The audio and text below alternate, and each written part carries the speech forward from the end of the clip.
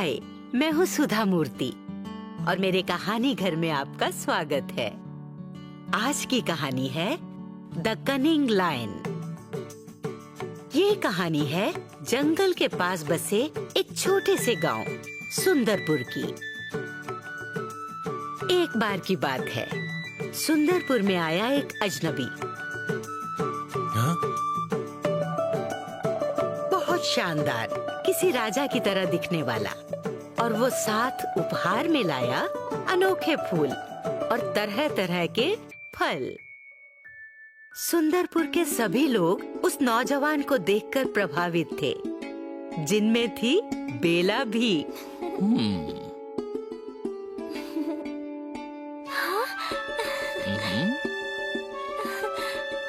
कौन हो तुम नौजवान? हमारा नाम अभिषेक है। तुम कहाँ के रहने वाले हो बेटा? हम जंगल के उस पार लखनपुर गांव में रहते हैं काका। आप सबके लिए छोटी सी भेंट ले आए हैं, ये लीजिए।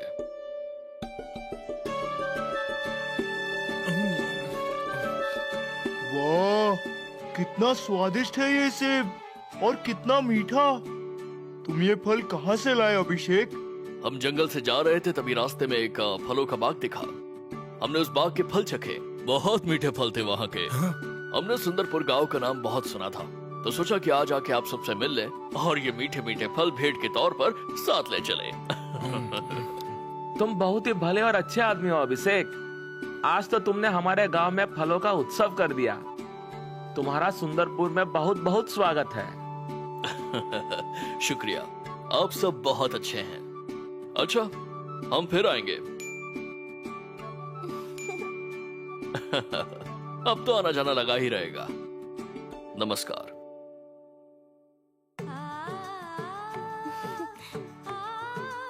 ये अजनबी कितना सुंदर है ना?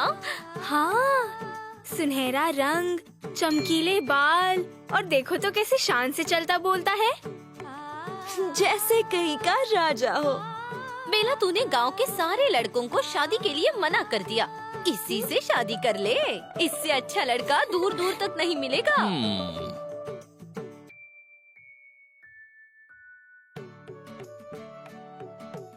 फिर तो अभिषेक लगभग रोज ही सुंदरपुर आने लगा अपने उपहारों के साथ, और जल्दी ही वो सभी गांव वासियों से बहुत घुल मिल गया। और फिर एक दिन हमें तो सुंदरपुर और आप सबसे प्यार सा हो गया है। हम चाहते हैं कि इसी गांव में बस जाए। नेकी और पूछ पूछ, हम सबको बहुत खुशी होगी अगर तुम यही रह जाओ। लेकिन फिर हमें रोज रोज तुम्हारे ये अनमोल उपहार नहीं मिलेंगे। पर तुम्हारा यहाँ रहना ही हमारा उपहार होगा अभिषेक। और हम जानते हैं कि तुम्हारा ध्यान किसी खास गांववासी की तरफ है। कहीं उसी की वजह से तो तुम यहाँ नहीं रहना चाहते? हाँ? आपकी सोच सही है। हम आपके गांव की बेटी बेला के लिए अपनी शादी का प्रस्ताव रखना चाहते हैं। उसके लिए तुम्हें मुझसे बात करनी होगी। मैं हूँ सुखीलाल, बेला का बापू। तुम बेला के लिए अपना रिश्ता लेकर आए, उसके लिए धन्यवाद अभिषेक। पर तुम अपने रिश्ते के लिए खुद क्यों आए? तुम्हारे माता पिता क्यों नहीं आए? हम बहुत छोटे थे तभी वो गुजर गए। हमारा इस दुनिया में कोई नहीं है।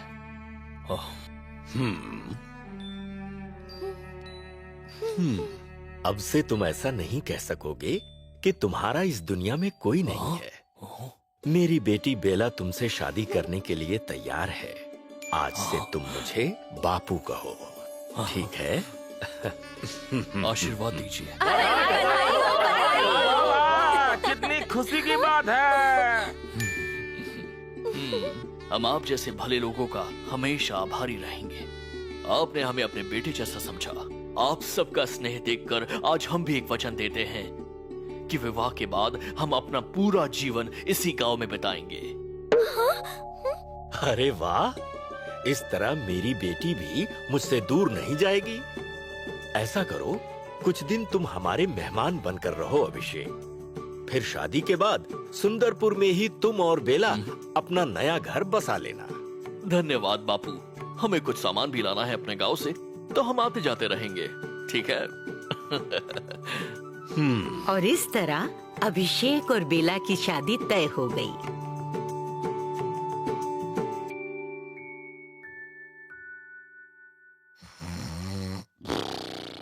फिर अभिषेक सुंदरपुर में ही रहने लगा।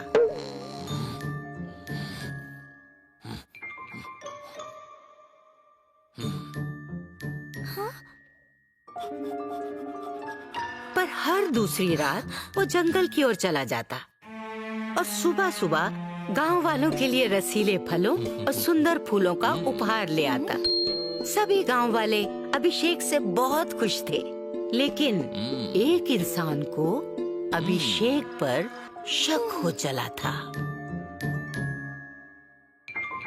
ये अभिषेक रात को कहाँ चला जाता है और सुबह सुबह वापस भी लौट आता है फूलों और फलों के उपहार के साथ। रातों रात ये फल फूल इकट्ठा करता कैसे है और क्यों? ये पता लगाना ही पड़ेगा, वरना जीवन भर पछताना पड़ेगा। तो बेला अभिषेक के पीछे पीछे चल पड़ी। अभिषेक तेजी से जंगल में जा रहा था। बेला भी वहीं की पली बड़ी लड़की थी, तो वो भी तेजी से उसका पीछा करने लगी। अभिषेक जंगल के बीचों बीच आकर रुक गया। बेला थोड़ी ही दूरी पर झाड़ियों की ओट से उसे देखने लगी।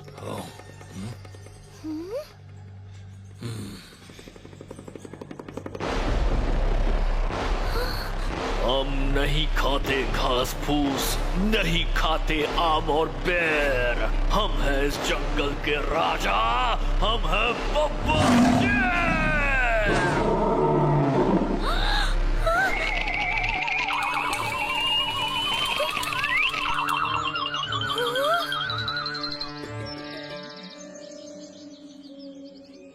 जाओ, आज फिर जंगल के अलग अलग कोनों से सबसे सुंदर फूल और सबसे स्वादिष्ट फल ढूंढ कर लाओ। मीठे आम लाओ, खट्टे मीठे अंगूर लाओ, सबसे बड़े पेड़ के सेब लाओ, गोल मटोल बेर और ताजा शहद लाओ। जाओ, जल्दी जाओ।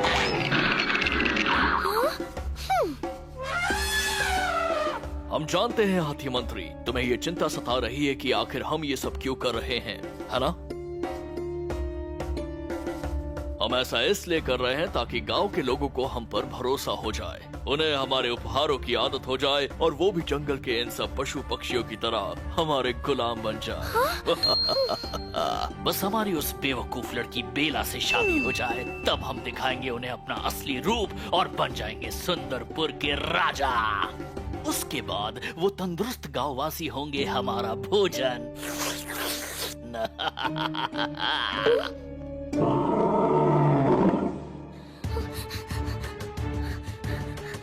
बापू! धम्मा! पहलवान काका! अरे क्या हुआ बेला, इतनी घबराई क्यों हो? क्या बात है? बापू, वो अभिषेक, मतलब अभिषेक शेर है। सच्ची का शेर। वो हमें बेवकूफ बना रहा है। वो हम सबको एक एक करके खाने की फिराक में है। मैंने अपनी आंखों से देखा। क्या?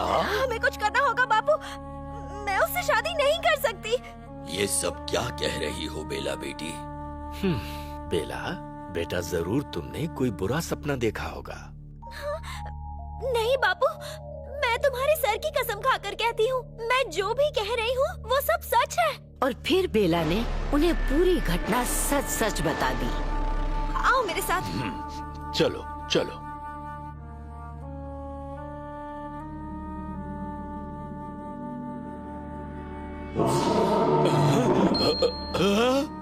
मेरी बेटी बहुत बहादुर और समझदार है। ये सच कह रही है धामा पहलवान। हमें कुछ करना पड़ेगा और वो भी जल्दी। मेरे पास एक उपाय है। आज रात को फैसला हो जाएगा, या तो ये पकड़ा जाएगा या हमेशा हमेशा के लिए भाग जाएगा।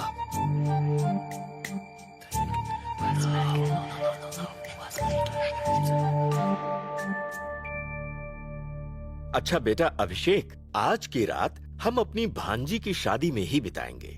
कल सुबह विदाई के बाद वापस आ जाएंगे। तुम आराम से यहाँ रहो, ठीक है?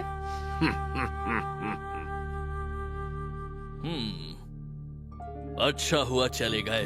रात भर इन गंदे मनुष्य के रूप में नहीं रहना पड़ेगा। एक रात तो हम आराम से अपने असली रूप में रह सकते हैं। किसी को क्या पता चलेगा?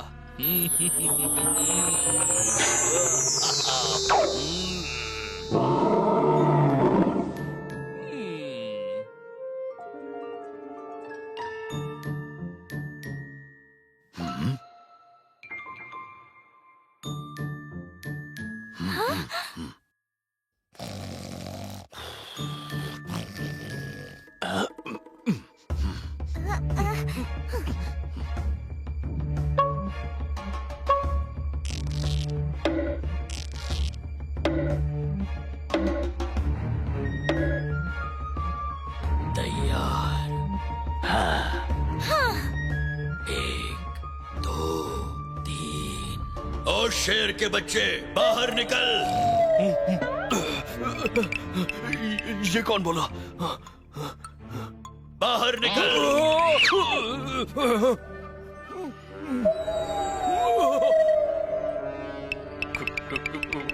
कौन हो तुम?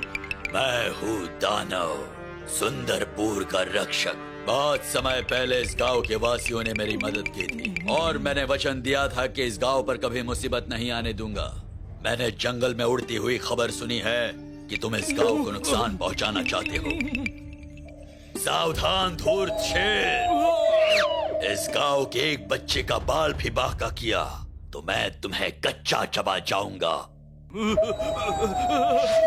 अरे बाप रे, इतना बड़ा राक्षस दानव, इससे तो हम लड़ भी नहीं सकते। ये तो हमें इस गांव का राजा नहीं बनने देगा। इससे अच्छे तो हम जंगल के राजा ही सही है।